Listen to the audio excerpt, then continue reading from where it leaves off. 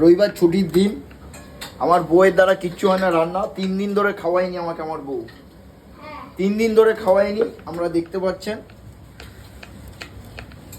এখন এর আসল ম্যাজিক হবে, জাদু হবে।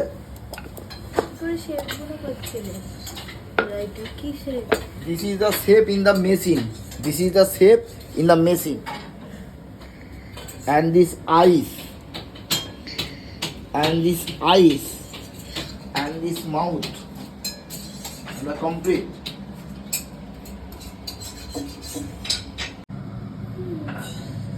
This is the following.